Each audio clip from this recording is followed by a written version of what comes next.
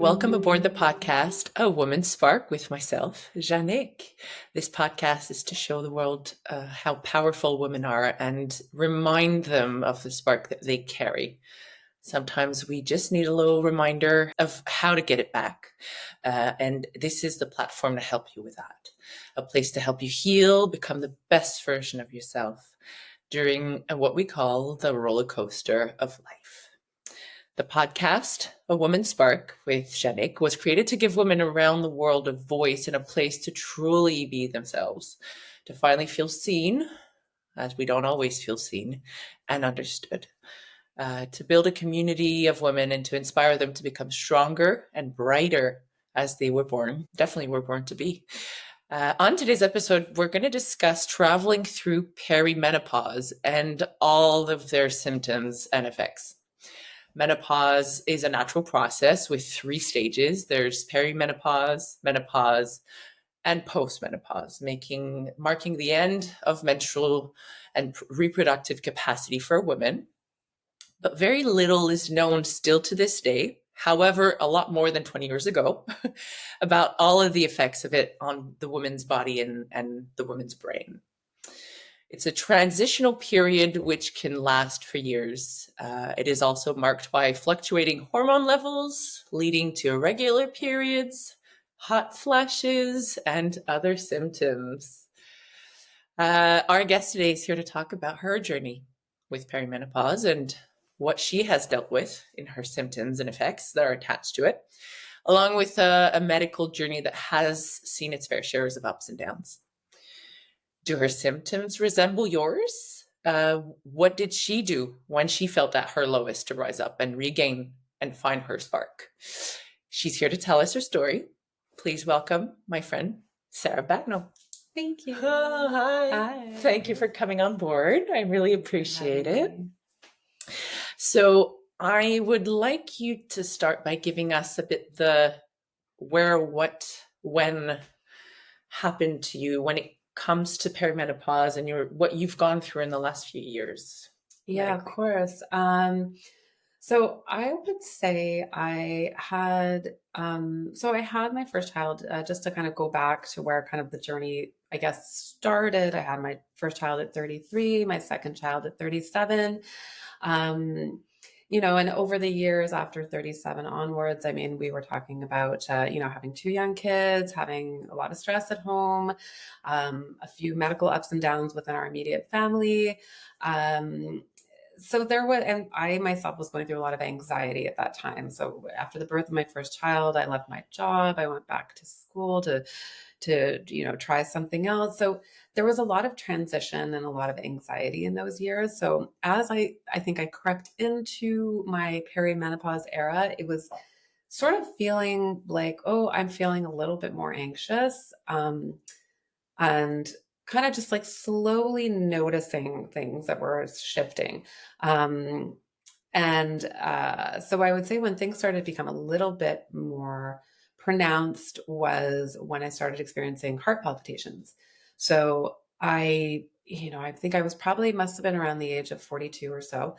And I had recalled maybe at other points in my life having kind of like that feeling of a skipped heartbeat. I remember having conversations with my mom kind of saying, hey, have you ever felt this? She said, yeah. Just trying to do my own personal investigation of what's normal and what's not normal. And they sort of intensified. I got to a point where it was really quite frequent and uncomfortable. And I think a lot of the times as women, we tend to sort of second guess ourselves. Is now the time to go to a doctor? Should I? Shouldn't I? If I go, are they going to take me seriously? Mm-hmm.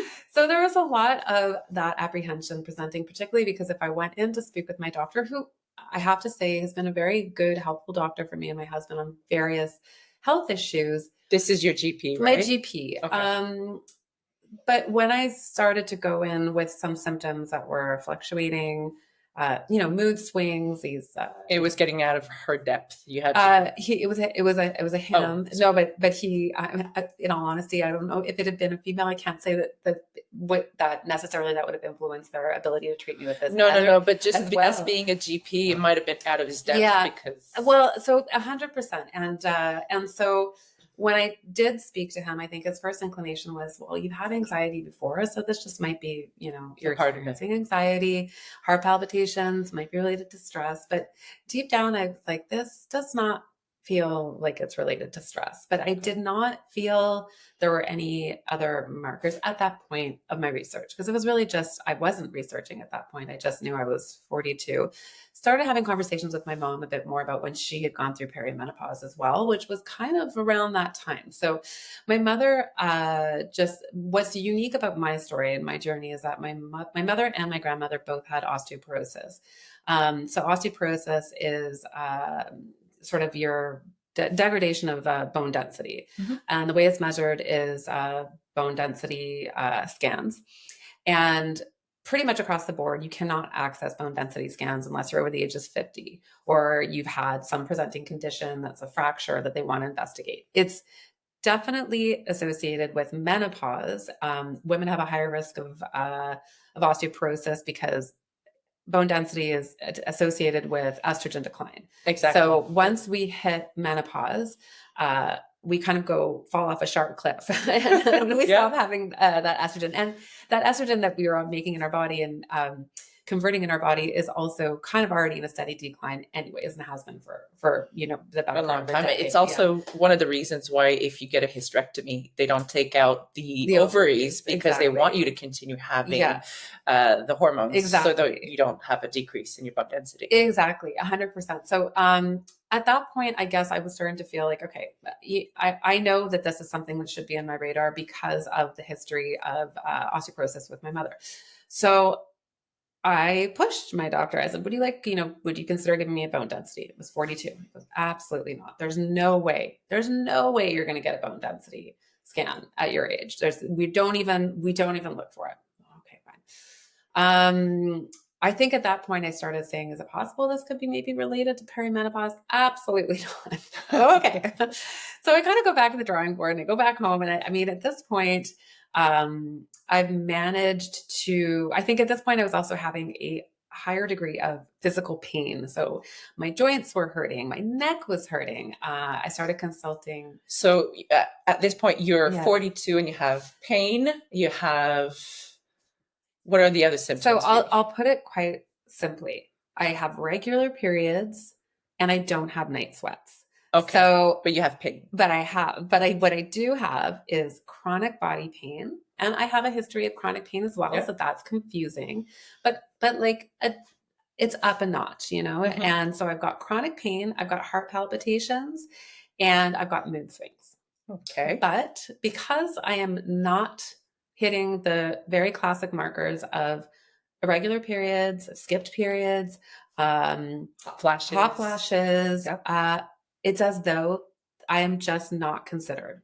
And that was at that point. I'm 46 now, so it's going back, close to almost 4 years ago. That was the culture at that point. There were not podcasts about perimenopause. They were starting. The conversation was starting, but there was not a lot of information out there yet.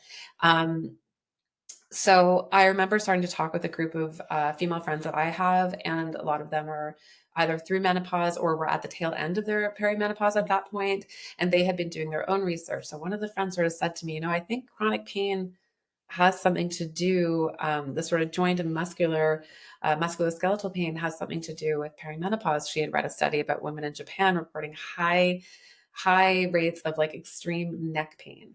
Can it be anywhere else? It can be anywhere else. Okay. Again, estrogen is affects your joints. Mm-hmm. So there's a lot of areas that people can feel a variety of different things. Like I think, I'd shared with you at another point that apparently frozen shoulder. Yeah. Also frozen shoulder. Very common menopause symptom. And my friend mentioned a scratchy ear. Yeah. Right. And to be honest, if you went in to talk to a doctor and he said I have a scratchy ear and mood swings, do you think it could be perimenopause? Or at the point where I was, that no one was going to listen to you.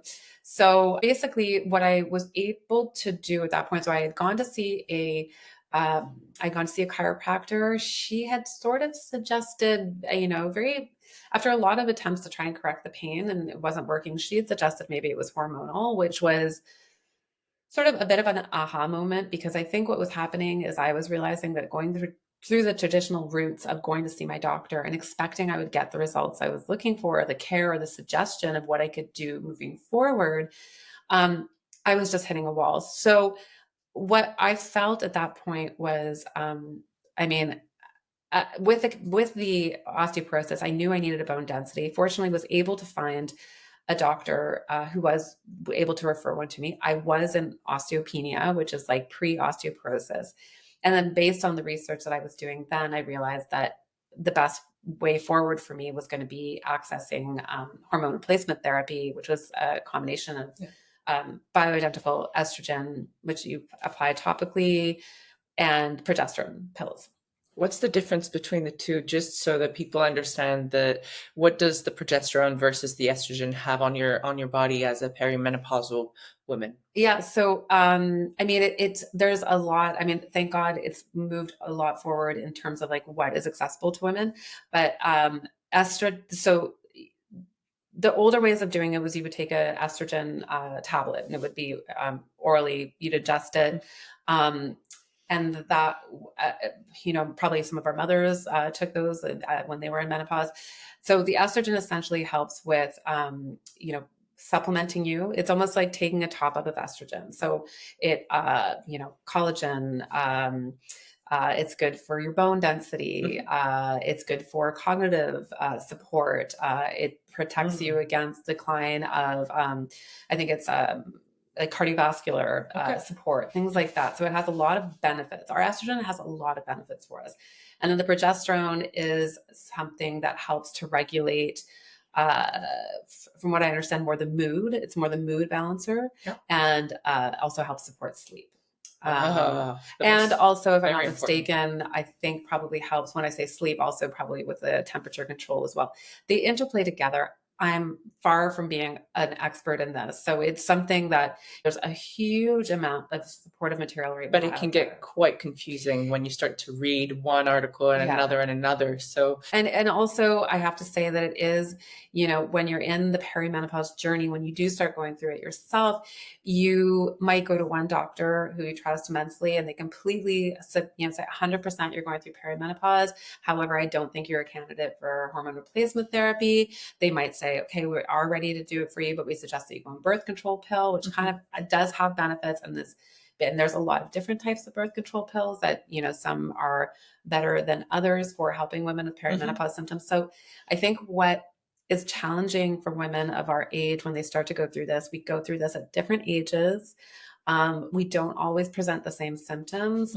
Some of us have, like the way I did, had a compounding factor of a degenerative, illness that was sort of on my horizon that I needed to watch out for. So it could be really confusing.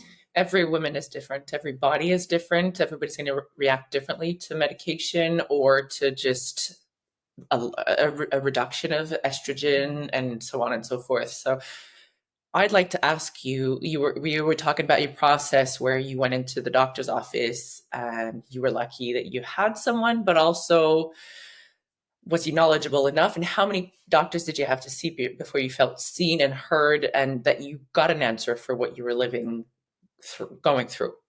Yeah, I thank you for asking that question. And I hope this starts to be less of a trend for women, but I think I saw somewhere, if I'm including everyone from like chiropractors to my GP to an endocrinologist to a gynecologist to my former gynecologist to all those people to finally the GP, private GP at a women's health clinic that I was able to find.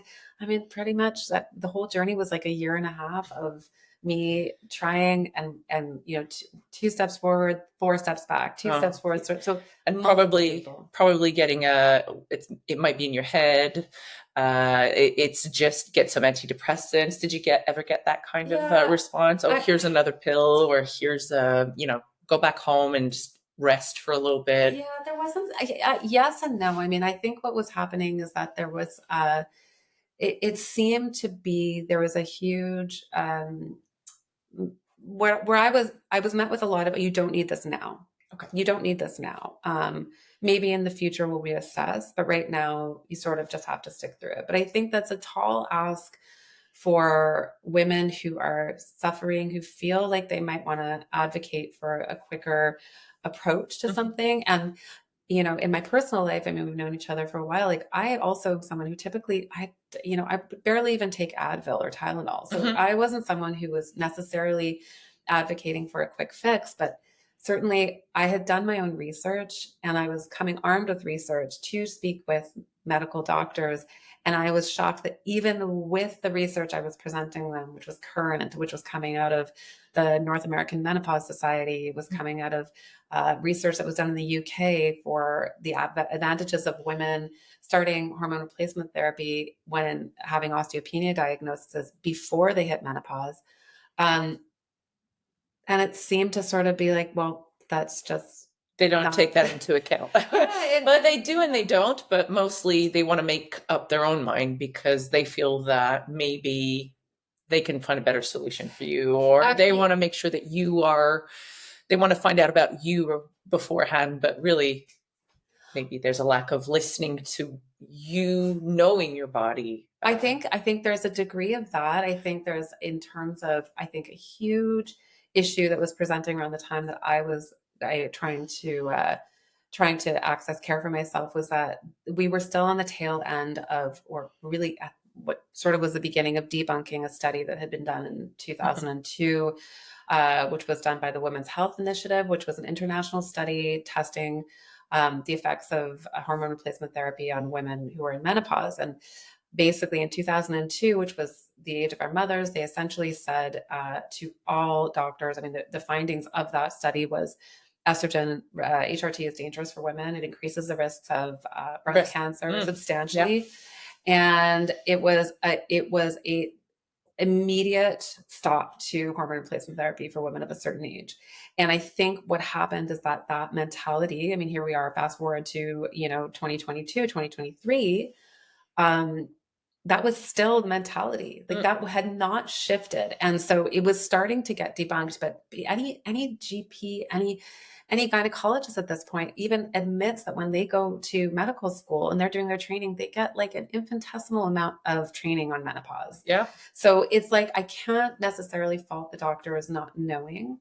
What I found challenging, and still find challenging today as I guide and talk with other friends who are going through it as well, is every doctor and every specialist seems to have a different set of what their comfort zone is doing, what information and current research they've accessed, and a little bit of fear still. And so it's definitely shifted. And there's a lot of material out there. There's a lot of people that are trained on how, and I found the way I kind of got myself through this was I found 2 clinics that were specializing in women's healthcare specifically for perimenopause and menopause. And I was like, well, I've got to go try and talk to them because they're going to know. They have that kind of, they've done those studies. Yeah. And they're accessing the right information, and they can get you access to essentially what I was looking for myself. We're going to take a little break, and we've covered the informational part of her journey. But we're going to come back, and I think us women, as part of the spark, we kind of go into the negative parts, the emotions of what is, we want to know how you went through in this process, as opposed to, we're going to go through the positive side of it, but there is a negative part of going through a life-changing experience that really does affect us, and we can't just let it slide and not go over it. So we'll be right back, and we're going to discuss that in a minute. Excellent. I forgot to start this. I was like, oh, damn. What did we do? 2 blocks, or we did 1 block? We did 1 block. Yeah. Okay, so we're going to start it again. We're going to go on the negative. Okay, let's do this. I'm just going to put it right there. Okay. 1, 2, 3. Welcome back to the podcast, A Woman's Spark with Janik. We are back here today. We're with Sarah today, who is sharing her journey with perimenopause. We found out what her journey was like, the where, what, when, what happened. Now, as a woman, as I mentioned earlier, we go through emotions more than our counterparts, the men, right? But it is an integral part of who we are as women. And I would like to discuss that further with you. What kind of feelings did you have to go through? Were you, what are the things that did you feel seen? Did you feel understood? Were you angry? What kind of emotions did you go through? I think I felt an extreme sense of frustration when I was realizing that I was coming to the situation with a lot of material that I felt like was going to justify what was the best path forward for me. And having several doctors just plain shut the door on me, what felt like, and it really, truly felt like that. Um, and it felt very hopeless. And several moments stick out as very, very, um, strong memories that will be hard to shake, Mm-hmm. and strong feelings of despair. It was a conversation with a pharmacist where I had finally accessed a referral for estrogen, but not progesterone, which in Canada, North America, is not advised for women that still have a uterus. And so here I went to the pharmacy, excited, I'm gonna get it, and this is still early on in my. I finally found the doctor who's going to prescribe it for me. I do have osteopenia, but I'm gonna get estrogen. And having that pharmacist sort of shut me down and say, there's no way I'm going to give it to you. This is unsafe, and you're going to give yourself cancer. And I was like, well, and I just remember walking Another away, hurdle. another hurdle. And I remember thinking just such strong rage, because I thought, okay, I am a woman. I have to cite that there's privilege here. I've been able to take the time to go see these doctors. I have the support of my husband. I'm not giving up.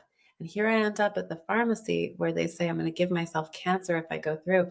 I wanted to storm back in there and say, do you know how many women you'd say that to that wouldn't just drop it right then and there out of fear? Like, it felt so irresponsible. And so, And you already had a prescription from a doctor here. yeah, So it's not like you hadn't had anything before going to the pharmacy. no, it wasn't like and I think I felt, particularly the loaded gun of saying the word cancer to women in relationship to them trying to advocate safely to get, support for this phase and for what I was dealing with, the osteopenia. And so I think that what I can say is it brought up a lot of feelings of rage and indignation towards people, but also hopelessness. Like, how I know I'm going to get, and this has more to do with how I am as a person. And I'm like, well, I'm not going to give up. I'm just going to keep going, and it'll bring me a lot of stress, and I'll be falling apart, because in order to keep fighting like that, it also breaks down it increases your stress levels. I was burnt out all the time. I was emotionally depleted. So I just probably was not the greatest mom during that phase, because I was trying to crusade for myself. And it becomes a little bit of a PTSD without putting an actual diagnosis on anything. Yeah. But it's like reliving a Groundhog Day, reliving the same thing, but then getting hurt every time and still pushing through because you know that you need this to feel better and you want to feel better, and no one else is going to fight for you, but that you have to fight every time. And then it's just like those palpitation and that anxiety before you get into the doctor's office. Absolutely. Like, I remember, so it was, we've discussed this before too. I remember that, this is a point where I had got an endocrinologist. So after I'd been rejected by the pharmacist, as a little side note, he wasn't wrong. I did need to have progesterone, but at that point I thought, okay, well, now I'll go to the endocrinologist and they'll be able to tell me, that they'll be able to give it to me. And I brought my husband along because I thought, okay, I need someone to bear witness. And I came armed, and I had written my notes out, and I had everything. I'd printed up the history of my mother and her perimenopause so I could advocate, and all the research and this and that. And my husband said to me before he went, he goes, why are you arming yourself for a fight? He goes, I've never seen anyone try and go to a doctor's office like this. Did you get a warmer response with your husband in the room with you, or was it the same kind of response? No, I think it was the same kind of response. And I went in with a bit of a chip on my shoulder, knowing how this was, Hmm. 50-50, but more likely it was, going to be another battle. And my husband went in going, there's no way this cannot go in our favor for you. This is what you need. You've done the research. It was a shock for my husband when the doctor was like, I'm not going to give her anything. That's not my domain. You're on your own. And it was validating to have my husband be physically in a room with me to see how women are treated sometimes within the medical community. Hmm. And for him to almost lunge across the table and say, what do you mean you're not going to help her? I've had a similar situation where my husband came with me at a doctor's Mm. appointment, and he just came out of the room and both of his arms just fell off. Obviously, Yeah. not physically, But just like, but just how? how are you, How? why are you being treated this way? Yeah. And if it was the thing he said to me, which I found quite funny, if it was something for a man and it Yeah. had to be a cure for a man's problem, Yeah. they would find it tomorrow. Yeah. Yeah. There would be no questions. They would go ahead. But Yeah. somehow, because hormones are so complex and Mm-hmm. not studied in school, for doctors who are becoming doctors, it's very abstract and it's different from one woman to another. And I'll give an example. I have my problems that are gynecological, but Mm-hmm. mostly on the left side. Mm-hmm. What's on the left side? A kidney, your intestines, your big intestines, my ovaries, the Mm-hmm. psoas, and so on and so forth. So it's like, well, it must be that, or it's psychosomatic, Yeah. so it's in your head. Yeah. It just is. It's very, no, absolutely. And it's But very triggering for us as women mm, to know our bodies and to feel like we can yeah, advocate and then yeah, not actually get the result. It that's feels, it. And it's back to the men.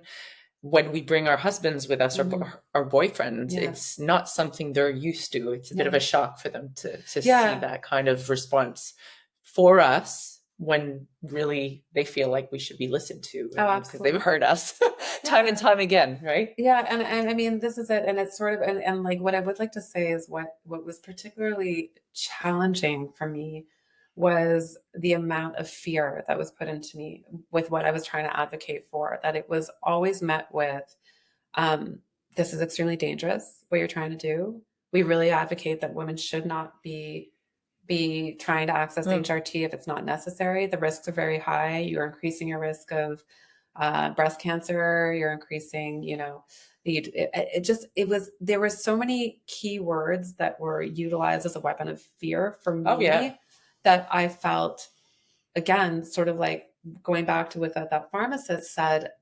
How am I supposed to keep going? Am I doing the right thing? I don't know.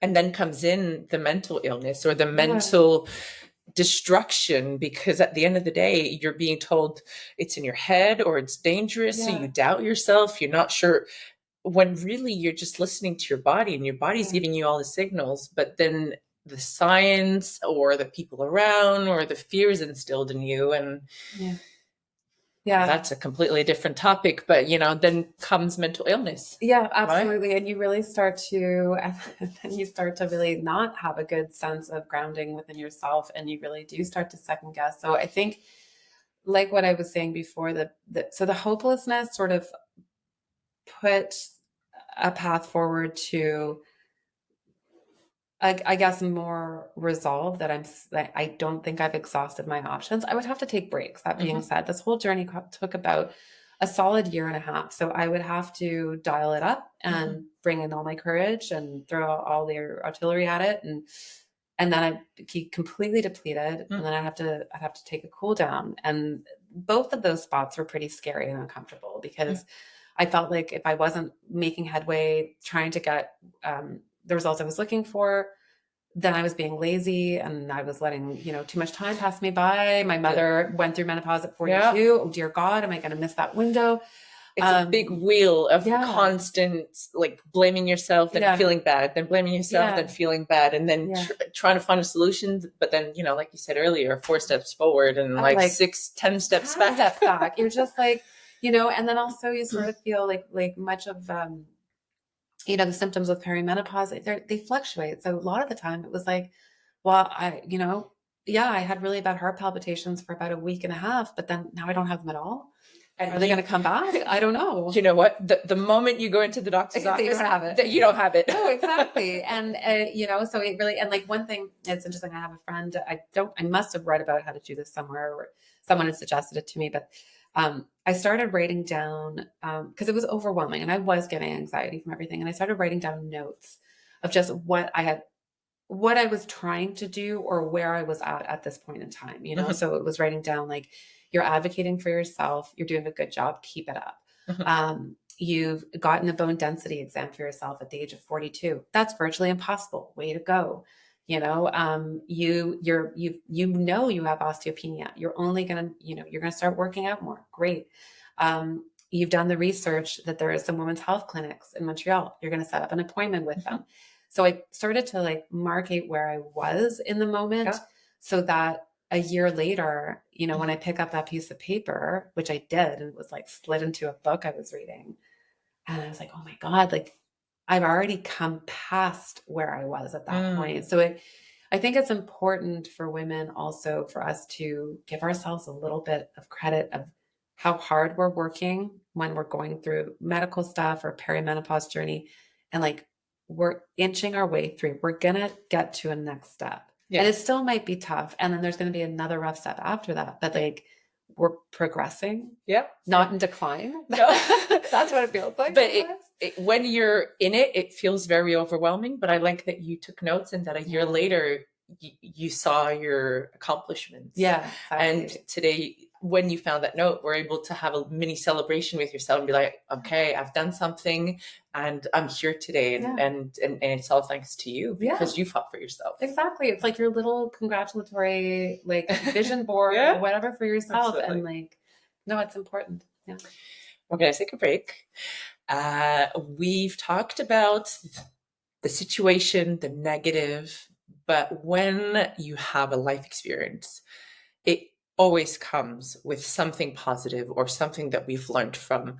And that is an important part of the process, to really be able to see what the positive side, what's happened, what's made it good, how have I turned out, who am I today thanks to this.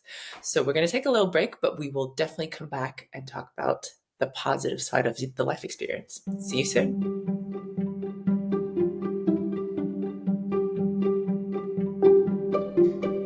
Welcome back to A Woman's Spark with Janik. We are back with Sarah. Back now. We're talking about perimenopause and all that surrounds it. So we've talked about what's happened, the negative, and as I mentioned earlier, we're going to talk about stepping back from the tree. And I'll explain a little bit the analogies. Usually when we go through a life experience, we're straight next to the bark of that one tree, and it just feels quite overwhelming, and we can't see what's past that tree, right? Because we're too close to the tree. But when we take a few steps back, or after a certain amount of time of dealing with that experience, when all the stresses come down, or when we're able to breathe a little bit more, as you mentioned earlier, we're able to see the positive side, or what good has come out from that situation. And so I would like you to tell me what you've seen has become positive through this journey.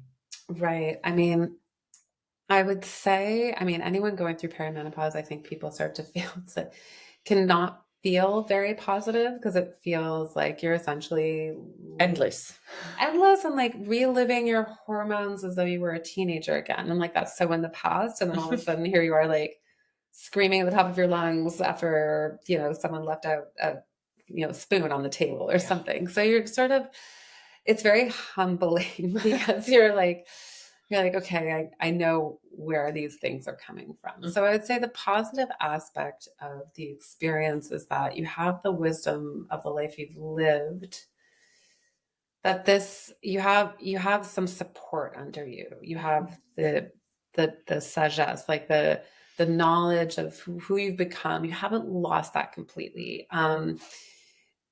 So in the good days, you're able to say, I've got this. I'm going to ride this roller coaster and this wave. In the bad days, you're on the bottom of your bathroom floor and you're depressed and you're hopeless and you feel completely unconnected to yourself. So I think there can be a bit of solace for women, and I know I felt this too. It's like good day, bad day, good day, bad day, a little bit like that.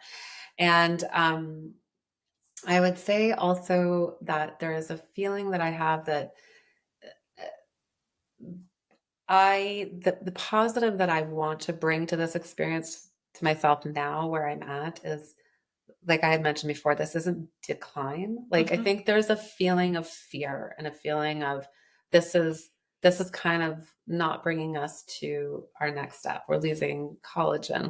Our skin's not so great. Maybe getting adult acne again. Weight gain. This is something that I've been on HRT, like hormone replacement therapy for over a year, and I just started getting weird weight gain, and I'm like, oh, okay, interesting. And it's part of the perimenopause experience, that our bodies and the weight distribution changing. And I think all of this is just, we have to believe that there's so much more to come. A friend of mine also said that she went into menopause at 42, perimenopause, and then was post-menopause at 43. And she said that, Sarah, she's like, there's a moment where you just stop giving a shit. Like it's going, she's like, it's hard, it's rough, but that time will come, and that's kind of that crossover point. And I think, another thing that I haven't really mentioned before in relationship to myself is, I think a lot of this experience and some experiences I had before this made me look at certain medicalized journeys with a lens of fear. I was very scared, and it was very high stakes, and brought me a lot of anxiety. And I think I'm trying now to lower the stakes and just be a little bit more looking at it. I can advocate, I can be courageous, but I don't have to come at it with a bunch of fear. So I think now I'm starting to feel, and sort of the clouds are beginning to separate, that I'm sort of embracing these changes. So when things start to feel a little crazy, I'm like, it's just a moment, and don't be scared. And I've got the doctors that I need. I've got, pharmacy that I love now, that has a nurse that works there 3 days a week, that actually, helps women with their questions with their HRT, optimizing different things like eating more protein, calcium, things like that. There's a way of being able to access curiosity, and then also putting back into ourselves. You and I have also talked at different points about the years that we've had as being mothers and caretakers for our kids, which last, way past, infancy, and we're still doing it. But there's a lot of the years preceding this moment where we were giving a lot. Yes, we all we do is give, and we tend to forget about ourselves, and we tend to think that, oh, it's not necessary, I'll come back to me a bit later, and then you kind of lose yourself in there. And I think, like, so for a lot of us, we'll hit this perimenopause phase with our gas tank already empty a little bit. And so I just think what I've noticed for myself is I'm incrementally filling it now. I'm realizing that operating on an empty tank is not going to work. And so that's been good. And then, like, the little highlights too sometimes is like silly things. Like there was I guess on Instagram or something, it was like Oprah Winfrey, and I'm like, okay, great. Oprah Winfrey is jumping on the perimenopause. Yes. She's clearly past it, but like, bringing it up to she's had over 8 years of all sorts of symptoms herself. And so the joy I had was that when I saw something, and she said that there's other places I'd seen this, but this particular moment, she's like, I had heart palpitations. I had a cardiogram and everything. And I'm like, oh, Brad, the same one. It's so cool. But just to see someone talking about that, because guess what? Like 3 or 4 years ago, it wasn't even getting talked about. It's a relief to know that you're not alone. Yeah. And we'll come to it a bit later, but there's this other show that I was watching with my husband, L'Automino, with Véronique Cloutier here in Quebec. It's in French, and she talked about some symptoms, and it just felt like Yeah. Did you hear this? Yeah, yeah, My yeah. son, my husband, did you hear this? Yeah. I'm not alone. She Yeah. has it too. And it just feels, it's a relief to hear other people Yeah. going through it, to discuss it with other women, Yeah. to feel that you have a community around you and that you don't feel alone and that you are not alone going through something like that. You're not crazy. Yeah. And yeah, it's really, really, really important to feel like you have a circle around you that you can connect to. And I really, really, I remembered, it stuck with me what you just said earlier, is that there's, your friend said that you don't care when you Yeah. cross that threshold. Yeah. That's a tongue twister. Yeah. Yeah. You stop caring, and I'm already starting to feel that, where I'm stopping to care. Mhm. But crossing that threshold, I can't wait to live it. Yeah, we'll all get there. I mean, I deeply believe it is actually like it's a rite of passage. I mean, we go through teenagehood and there's rites of passage that we experience at that moment in life. There has to be, there has to be a moment for us later where we cross over something, because we've spent every time, all the years between our adolescence to being mothers or, adult women and caring for people, for family. And there's something that we have to cross over after, and so it's just unfortunate for us women that it's marketed with like a lot of symptoms that can present as scary and make you feel very alone. And I hope, if anything, for my daughter, that I guess that there would be more of a positive spin on this journey. It's still uncomfortable, as is getting your first period and all those things that, we've all lived. But as long as we can, infuse this with a little bit more optimism and support, um, and just having access to things and not feeling like we can go into, not having the norm that you go to 8 doctors. Yes, and that you don't feel judged immediately and be discarded immediately once you put your foot into the doctor's office. So, Yeah. Thank you very much, Sarah. We're going to be right back. We're going to talk about the constructive side of things. Is like, what have you done since this journey? What do you want to do? What's your why? And because it's good to give ourselves a goal, because that life-changing journey for you or for anyone who's going through something difficult, I find that it's, do we want to pay it forward? Do we want to help people? Or do we just want to be someone's ear if they need to talk? So what's the next step? So we'll be right back. Thank you, Sarah. Here we are. I forgot to talk about that thing. What? I keep forgetting stuff. Oh no. The book taking writing notes. down. Yeah, no, okay. I mean, because I'm still going through it, so it's like I can talk about that being like a tool, and like that, and still doing that, and that you talked about let them know, which is like perfect, and writing that down and okay. So l'automeno, we may. You talked about that. I did, but I said we would get back on it. So I can just I can reference it as well, because actually like it's the advocacy that Veronique Cloutier did at that time was like very outside of the norm. Like no one was talking about no one was talking about menopause. It was like a bad word. Yeah. And okay, so there's that, and then it's like so menopause and the writing down everything. Writing down, then I can say that it's like then the question that's like with the constructive things that I'm trying to do forward is like, the paying it forward and talking in communities of like sharing with everyone. Okay. Where is it? Oh, here it is. 1, 2, 3. Welcome back to A Woman's Spark with Janik. We are back with Sarah today, who's sharing her journey with perimenopause. Thank you so much, Sarah, for all that amazing information. It's really an honor to have you with us today. I, first of all, want to know, after going through this journey and after going through the ups and downs, the highs and lows, and knowing what you've gone through, can you give me, number one, what would you like to do with this experience? Do you want to pay it forward? And secondly, what is your why? Why do you want to do that? Yeah. Okay. I mean, I would say that. Can we start that again? Yeah, Oh my absolutely. gosh. I'm sorry. I'm No like worries. completely, I'm like blank. Like, wait, what?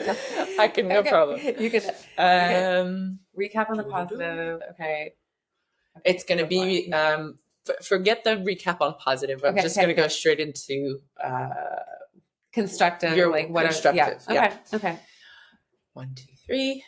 Welcome back to A Woman's Spark with Janik. We're back here with Sarah today, who's sharing her journey with perimenopause. Thank you again. We're back. We've talked about the negative effects, the ups and downs, the positive of the life journey that you went through with perimenopause. Now, I would like to ask you 2 questions. It's kind of it's one, but a 2-parter. Number 1 is, when we go through a journey, we often want to, we've lived something so strongly and it's ingrained in us and it's changed our DNA, but we kind of want to share it with people. We want to give back or be constructive about it. So number 1 would be, what do you want to do with that experience? And number 2 is, why do you want to do, what's your why? Yeah. Well, I think first and foremost, when I go, I mean, I've had other moments in my life before perimenopause where I've gone through like a unique medical experience where, like you said, it changes your DNA and you feel compelled to incorporate it into your life somehow in a next phase. And I mean, I think first is that I really like talking about it. I like there, that's also just part of how my personality is made.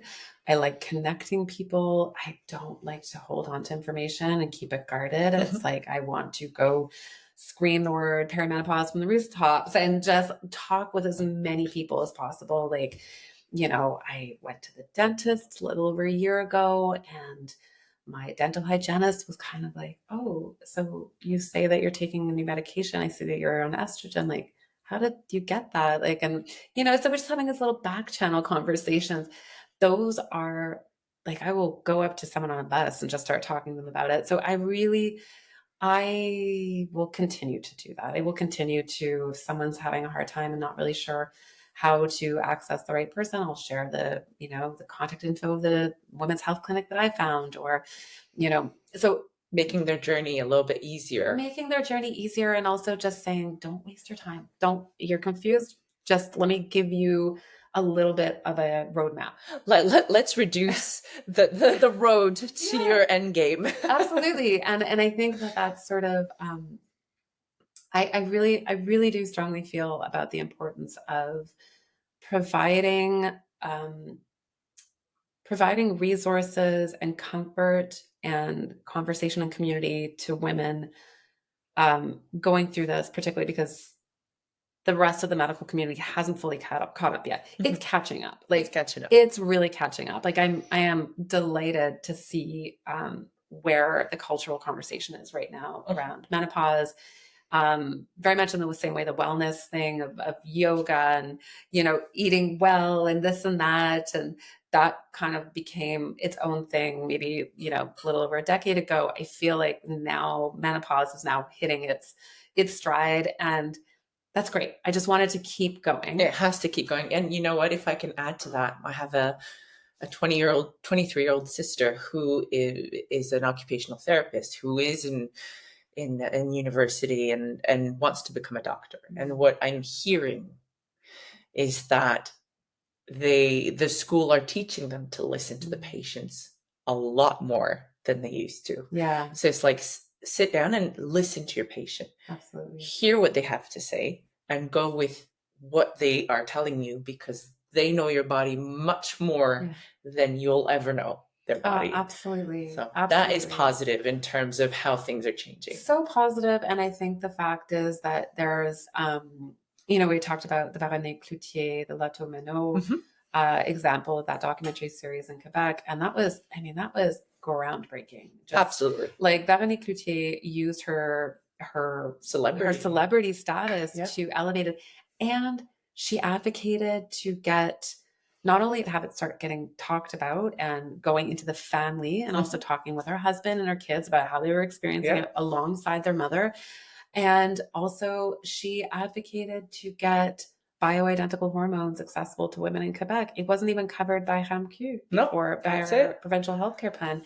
So that type of momentum and activism Is for important. women is so critical. So it's only getting better.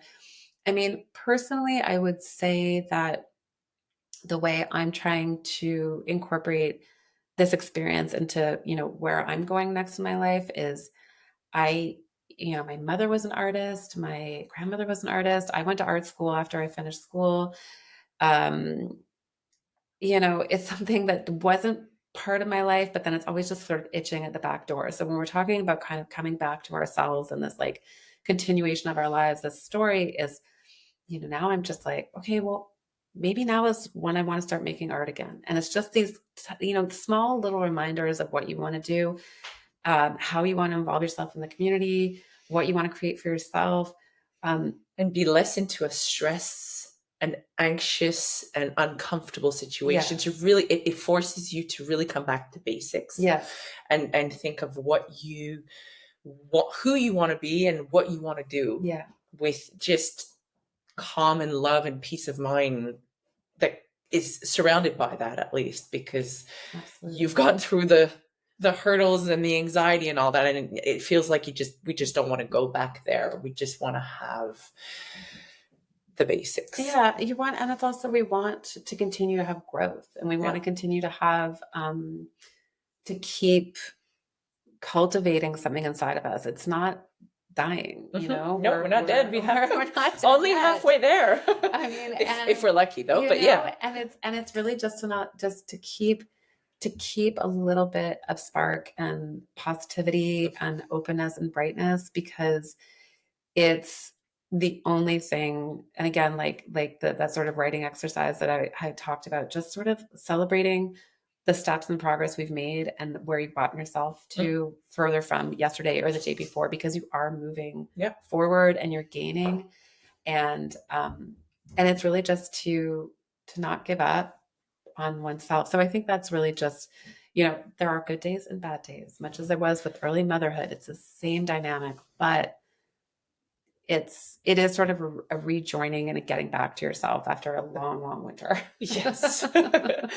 Oh, thank you. You're welcome. Thank you.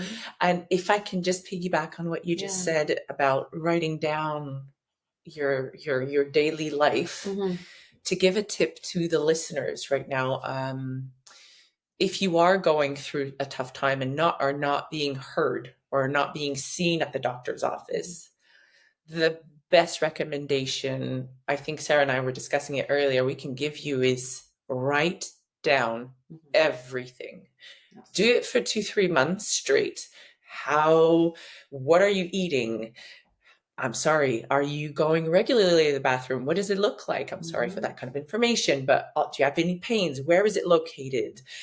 When you wake up, what does it feel like? When you go to bed, what does it feel like? When do you have anxiety? When do you have stress? What does your day look like?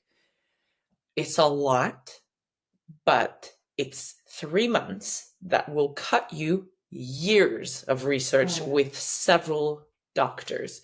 You are basically cutting down your pathway to an answer by at least, if not more, at least 50%. Yeah, I have to agree completely, Janik. And I think also, in relationship to perimenopause, this is for me, this is a crazy thing that I did, but I downloaded one of those period apps. I'm 46 years old. I've had my period since I was 13. I never tracked my period. My best friend and I, for the past 20 years, have just texted each other, got my period. And that was the way we tracked back to figure out how many days it had been. But this silly little period app allows me to put down ovulation. Not even just that, hot flashes. Did I have sex? Did I exercise? Did I drink alcohol? Did I put on hormonal therapy that day? Did I, did I spot? And so now what I get to do is I look back each month to see did I feel this way? So if I'm having anxious thoughts, literally things like self-critical, anxiety, obsessive thoughts, confusion, brain fog. So I really try to be as accurate as I can. So when I'm feeling lost and confused and really scared with how I'm feeling, if I go back and see myself a month ago and go, okay, you know what, day 14, I had the same thing. I'm like, "Oh, okay, fine." Then you can become a little bit more at peace with Yeah. yourself. It may not be the right word. You give you indulgent, not indulgent. You can be a lot more patient with yourself. Patient, and you feel like you haven't lost control. That's it. Like you feel, and again, maybe this is a personality type, maybe this is the way I am and it's not suitable for other people, but knowing that, okay, phew, this isn't a new thing. This isn't wild. This is like, I've been here before. Okay. And you can give yourself a break. Yeah. And then you can like put it behind you and go, okay. Tomorrow's another day. Tomorrow's another day. Absolutely. Absolutely. Thank you, Sarah. Thank you so much. Oh my word. This was such a fun episode. So much to say. We could have 50 more episodes on this and have so much more to cover. So thank you a lot once again, Sarah. To all you beautiful women out there, I hope you were able to be inspired by Sarah's journey and that you could find help through what you are living right now. So tune in every week on your favorite podcast platform and let's shine together. If you want to get involved with the Be Guided, Be Inspired community and share what kind of impact you've had on others because of your experiences, or that you're currently going through a tough time, come and meet us on the platform www.beguidedbeinspired.com. Write us and we'll connect together. You're not a bother, and you'll feel seen and heard. Maybe even find some solace for your day. It was an honor to share with you once again. Keep sparkling, you beautiful women. Sending you my love. Thank you so much. Bye. See you next time. Janik.